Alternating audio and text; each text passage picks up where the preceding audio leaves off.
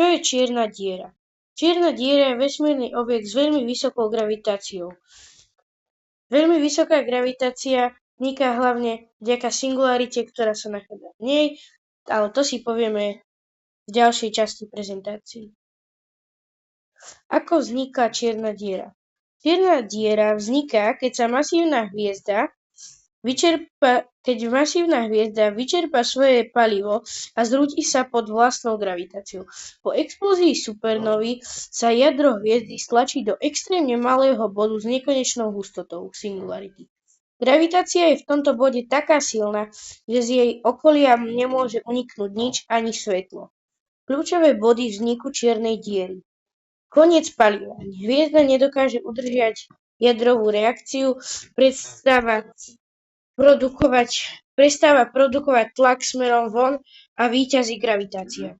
Kolaps jadra. Vonkajšie vrstvy sú odhodené supernovou a jadro kolabuje do seba. Prekročenie hranice. Ak je hmotnosť jadra dostatočne veľká, prekročí hranicu stability neutrónovej hviezdy. Cca 2,5 hmotnosti Slnka. Gravitácia zastaví kolaps až v bode singularity. Horizont udalosti. Okolo singularity sa vytvorí bod, odkiaľ nie je návratu, nazývaný horizont udalosti. Takže vlastne, keby sme sa priblížili my k čiernej diere, ak sa dostaneme za horizont udalosti, tak sa nevrátime a aj z iných bodov by bolo veľmi ťažké sa dostať. Tu máme ešte obrázok vybuchujúcej supernovy a my môžeme ísť ďalej.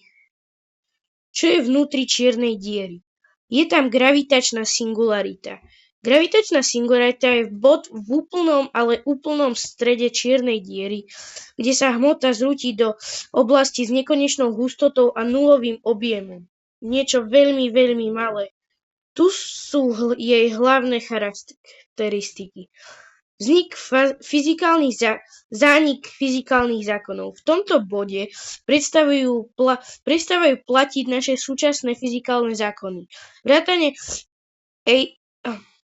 Einsteinovej všeobecnej teórie relativity.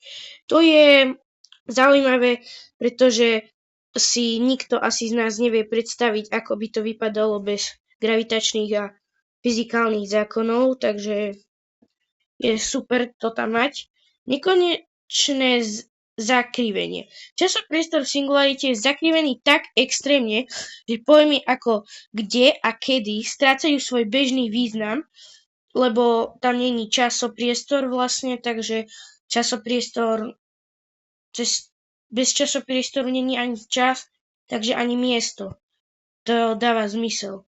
Nedostupnosť pre pozorovateľa. Singularita je pred vonkajším skvetom skrytá za TVZ, skratke horizontom udalosti, spoza ktorého nemôže uniknúť ani svetlo, takže čierna diera pohlcuje aj svetlo, aj zvuk a vlnové dĺžky a všetko, úplne všetko. Takže ani svetlo tedy nedokáže ísť von.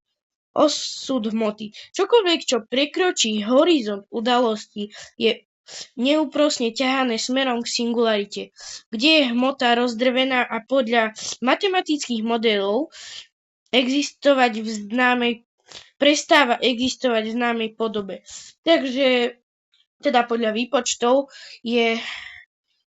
si myslia, že keď sa niečo dostane dovnútra tej čiernej diery, tak to ako keby zmizne, ako keby to prestalo existovať. To je tiež veľmi zaujímavá vec. A ešte jedna zaujímavosť. Vedci predpokladajú, že v skutočnosti v strede nemusí byť nekonečno, ale tento pojem skôr naznačuje, že tam chýba teória kvantovej gravitácie, ktorá by tento extrémny stav dokázala presne opísať. A to je asi k tejto prezentácii všetko zatiaľ. Napíšte do komentáru, či sa vám to páčilo a či by ste chceli niečo podobné, nejaké podobné prezentácie. A čau, nezabudnite dať odber, like a dovidenia.